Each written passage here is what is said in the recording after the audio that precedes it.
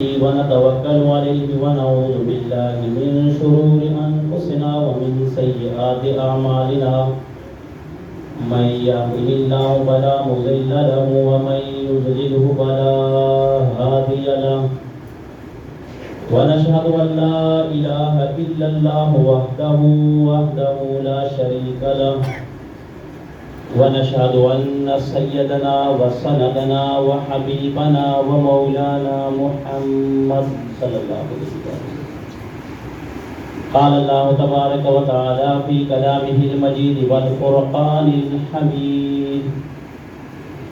وما آتاكم الرسول فخذوه وما نهاكم عنه فانتهوا صدق الله العظيم وصدق رسوله النبي الكريم ونحن ولا ذلك لمن الشاهدين والشاكرين والحمد لله رب العالمين۔ کیوں نہ ہو ممتاز اسلام دنیا بھر کے دینوں میں، کیوں نہ ہو ممتاز اسلام دنیا بھر کے دینوں میں، وہاں مذہب کتابوں میں جہاں قرآن سینوں میں، انتہائی واجب الاحترام معزز محترم مکرم حضرات سامعین کرام، بہت ہی زیادہ مبارکباد کے مستحق ہیں آپ لوگ کہ جنہوں نے قرآن مجید کو تراویح میں سنا، اور اس سے زیادہ مبارکباد کے مستحق ہیں جناب قاری محمد اسلم صاحب، جناب مولانا محمد آفتاب صاحب، اور اس مسجد کے پیش امام جناب قاری محمد سلطان صاحب اور دیگر حضرات۔ میرے دوستوں، وقت بہت کم ہے، توجہ فرمائے، بس مختصر بات آپ کے سامنے کرنا چاہتا ہوں۔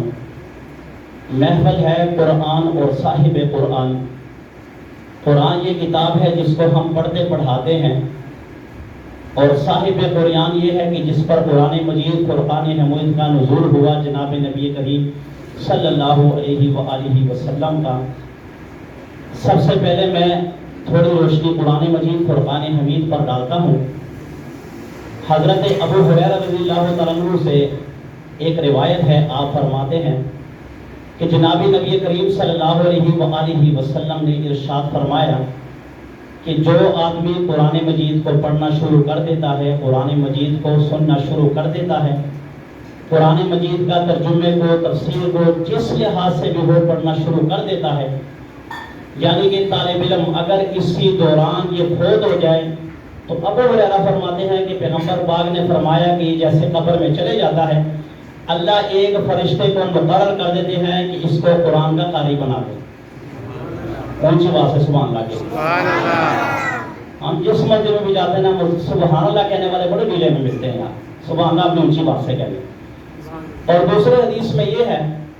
کہ خیرکم من تعلم القرآن وعلمہ، کہ تم میں سے بہتر اور بہترین شخص وہ ہے کہ جو قرآن کو سیکھے اور سکھائے۔ میرے دوستوں توجہ کرنا، جناب نبی کریم صلی اللہ علیہ وآلہ وسلم کی ذات گرامی، آپ جب ارادہ آپ نے کر لیا کہ یہاں سے مکہ سے ہم نے ہجرت کرنی ہے اور ہجرت کر کے مکہ جانا ہے، مگر انتظار اللہ کے حکم کا تھا، انتظار اللہ کے امر کا تھا کہ انتظار اور حکم جب آ جائے تو وہاں پر انتظار کی گھڑیاں کو ختم کرتے ہوئے ہم مکہ سے مدینہ کی طرف جائیں گے۔ حکم آیا کہ اے پیغمبر پاک، آپ کی خواہش کے مطابق، آپ جو خواہش رکھتے تھے، آپ کے دل کے اندر جو تڑپ تھی کہ ہم مکہ کو چھوڑ کر مدینہ کی طرف ہجرت کر کے جاتے ہیں، جناب نبی کریم صلی اللہ علیہ وآلہ وسلم کی ذات گرامی جب ہجرت کا حکم ہوا، آپ نے وہاں سے گھر سے چلتے چلتے ابوبکر صدیق کے گھر کا دروازہ کھٹکھٹایا، صدیق اکبر باہر آئے، یا رسول اللہ فدا کا ابی و ابی، یا رسول اللہ میرے ماں باپ آپ پر قربان ہو جائیے، بتائیے آدھی رات آپ آئے ہیں۔ صدیق اکبر سے پوچھا جاتا ہے یہ آدھی رات ہے، اے صدیق اکبر آپ سوئے کیوں نہیں، آپ آرام کیوں نہیں کر رہے؟ صدیق اکبر فرماتے ہیں یا رسول اللہ جب سے میں نے سنا ہے کہ اللہ رب العزت کی طرف سے آپ پر وحی آئے گی، آپ کو اجازت ملے گی کہ آپ نے مکہ سے مدینہ کی طرف ہجرت کر کے جانا ہے، یا رسول اللہ یہ کیسے ہو سکتا ہے کہ آپ کا عاشق ہو، آپ کا کلمہ پڑھنے والا ہو، آپ کے پیچھے نماز پڑھنے والا ہو، آپ سے قرآن سننے والا ہو، آپ سے ترجمہ سیکھنے والا ہو، آپ سے تفسیر سیکھنے والا ہو، وہ نبی کو دروازے پر پائے اور وہ سوچے، وہ عاشق رسول کہ جب یہ دونوں ساتھی چلتے ہیں، چلتے چلتے ایک غار میں بسیرا کر لیتے ہیں، گھر کہہ کر آتے ہیں کہ اے بیٹی جان یا کھانا تیار کر کے اس فلاں غار میں پہنچا دینا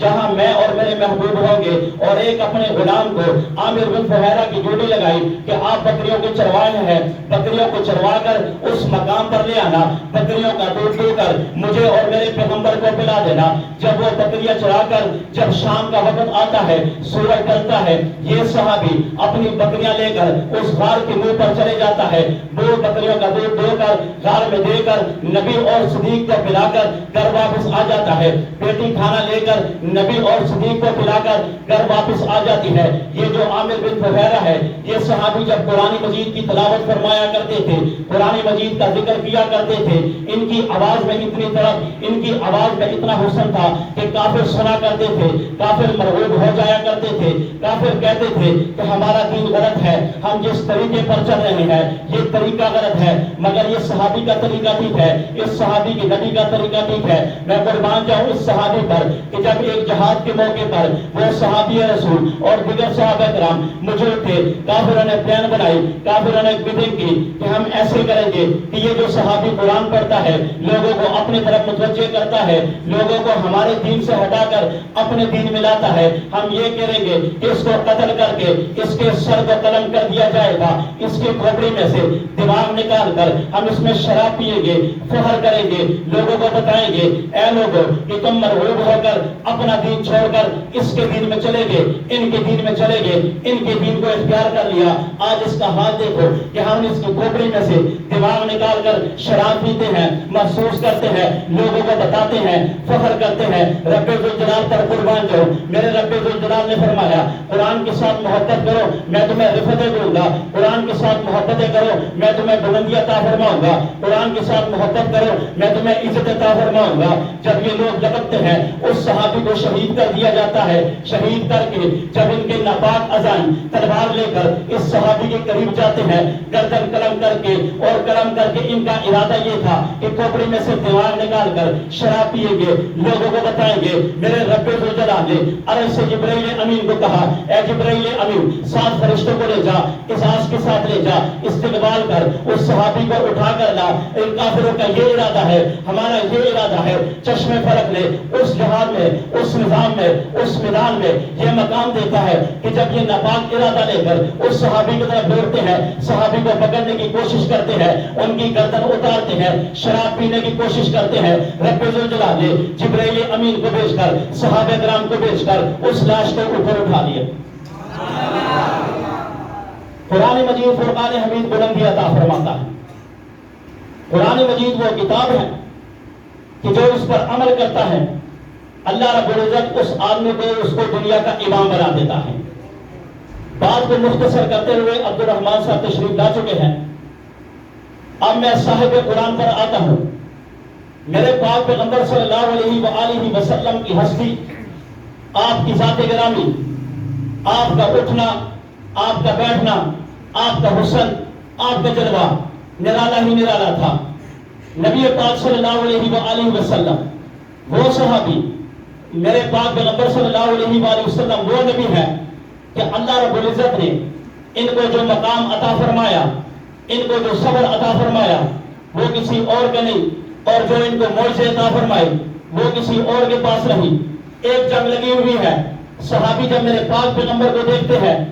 آپ اس صحابی نے نبی پاک صلی اللہ علیہ وآلہ وسلم کے جسم اطہر کو دیکھا کہ آپ کے پیٹ پر بھوک کی وجہ سے پتھر بندھا ہوا تھا۔ یہ صحابی گھر جا کر کہتا ہے کہ اے بیوی، آج ایک بڑا مقام اور ایک بڑی نیکی کی بات ہے کہ ہم جناب نبی کریم صلی اللہ علیہ وآلہ وسلم کی دعوت کرتے ہیں۔ گھر میں یہ جو بکری کا بچہ ہے اس کو ذبح کر کے پاک پیغمبر کی دعوت کرتے ہیں۔ ان کو کھانا کھلاتے ہیں. بیوی نے کہا بالکل ٹھیک ہے. جب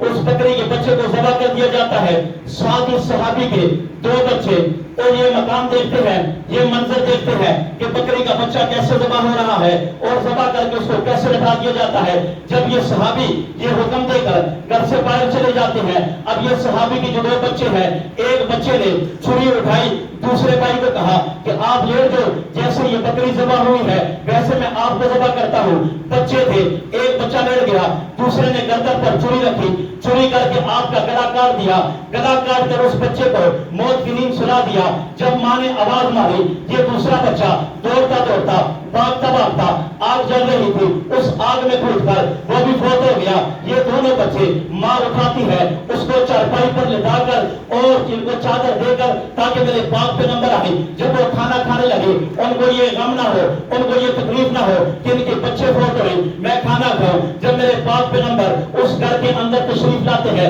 تشریف لانے کے بعد صحابہ کرام کھانا کھا کر چلے جاتے ہیں. میرے پاک پہ نمبر نے فرمایا اے جعفر تو بھی بیٹھ جا، آج اکٹھا کھانا کھائیں گے. جب اپنے بچوں کو بھی ملا اکٹھا کھانا کھائیں گے. کہا یا رسول اللہ آپ کھانا کھائیے، آپ کھانا نوش فرمائیے. ان بچوں کو چھوڑ دیے، وہ آرام کر رہے ہیں. میرے پاک پہ نمبر نے فرمایا نہ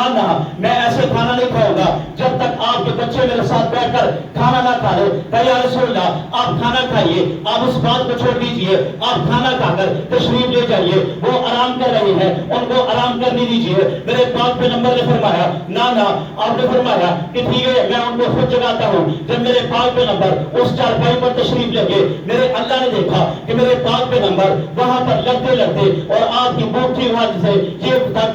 یہ حالت ہو چکی ہے کہ آپ کے پاس کھانا نہیں تھا کھانے کے لیے، اور آج اگر کھانا مل گیا تو میرے پاک پہ نمبر ان بچوں کو دیکھ کر دکھ کی وجہ سے، غم کی وجہ سے کھانا نہیں کھائیں گے. قربان جاؤ میرے اللہ پر کہ میرے نبی سے اتنی محبت کیا کرتے تھے. جب میرے پاک پہ نمبر نے چادر اٹھائی، وہ دونوں بچے آپس میں کھیل رہے تھے. سبحان اللہ.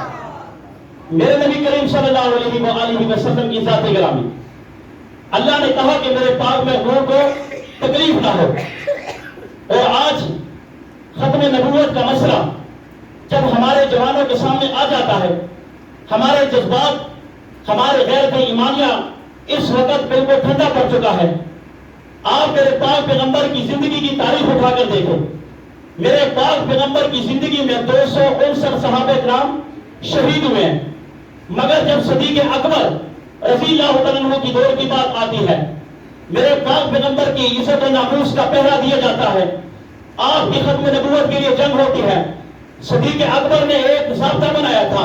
ایک قانون بنایا تھا، مگر جب ختم نبوت کی بات آئی، ختم نبوت کے پہرے کی بات آئی، محمد رسول اللہ کی عزت کی بات آئی، صدیق اکبر نے اپنا قانون توڑ دیا. آپ کا قانون یہ تھا کہ جو بدر میں صحابہ کرام شریک ہوئے تھے، بدر میں جو لڑے تھے، آج ان کو اعلان کر دیا کہ آپ گھر میں بیٹھ کے آپ کسی جنگ میں نہیں جائیں گے. آپ کو جو معاوضہ ہے وہ ملے گا، مال غنیمت ہے وہ بھی آپ کو ملے گا، دیگر جو مراعات ہے وہ بھی آپ کو ملے گا. آپ کا اعزاز یہ ہے کہ آپ نبی کے ساتھ لڑے ہیں، بدر میں گئے ہیں، مشکل حالات میں گئے ہیں، رمضان میں گئے ہیں، گرمی میں گئے ہیں. آپ کو انعام، آپ کو اعزاز یہ دیا جاتا ہے. آپ بیٹھ جائیں، آپ بیٹھ کر صرف دعائیں کریں، اللہ اللہ کریں، نبی پر درود شریف پڑھیں. آپ نہ جائیں. جنگ یمامہ کی بات آتی ہے، صدیق اکبر اعلان کرتے ہیں کہ نکل آؤ گھروں سے، وہ بدری ہو تو بھی لے کر آئے، وہ جوان ہو تو بھی لے کر آئے، بوڑھا ہے، طاقت ہے وہ بھی لے کر آئے، جو نکلنا چاہے، جو نہ نکلنا چاہے، سارے لے کر آؤ. میں حکم دیتا ہوں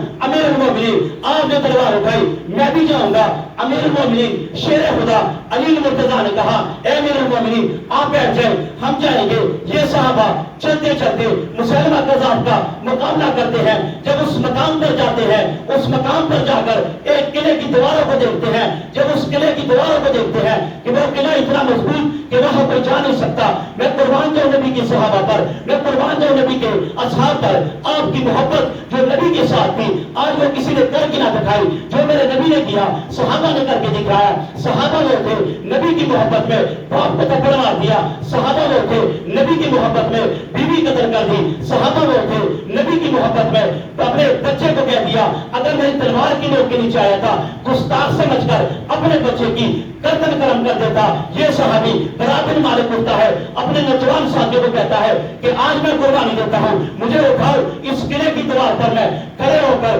چھلانگ لگاؤں گا، قتل بھی کروں گا، دروازہ کھولوں گا، جو نبی کا گستاخ ہے قتل کر کے چھوڑیں گے۔ ہماری جوانی جاتی ہے چلی جائے، ہماری جوانی کرتی ہے کب چاہے، مگر ہم نے واپس نہیں پلٹنا ہے، بیوی کی طرف نہیں دیکھنا ہے، بچوں کی طرف نہیں دیکھنا ہے، مال کی طرف نہیں دیکھنا ہے، مال کی طرف نہیں دیکھنا ہے، اولاد کی طرف نہیں دیکھنا ہے، اپنے باغات کی طرف نہیں دیکھنا ہے۔ آج نبی کی ناموس کے لیے، نبی کی محبت کے لیے، نبی کے پیار کے لیے نکلے ہیں، یہ عزم کر کے آئے ہیں یا قتل ہو جائیں گے یا قتل کر کے رہیں گے۔ اس برابر والے کو اٹھا دیا جاتا ہے، قلعے کی دیوار پر کھڑے ہو کر چھلانگ لگا کر کئی کافروں کو جہنم حاصل کر کے دروازہ کھول کے یہ صحابی سب کو بلا دیتا ہے۔ جب آپس میں جنگ ہوئی، جب شہداء گنتی ہوئے نبی کے دور میں 259 صحابہ کرام شہادت نوش کر جاتے ہیں، دنیا سے چلے جاتے ہیں، مگر جنگ یمامہ میں 1200 صحابہ کرام نبی کی ناموس کے لیے، نبی کے پہرےداری کے لیے، نبی کی محبت کے لیے، نبی کی الفت کے لیے، نبی کے پیار کے لیے، نبی کی زلفوں کے لیے، نبی کی آنکھوں کے لیے، نبی کے چہرے کے لیے شہادت نوش کر کے آج میں اور آپ نبوت کی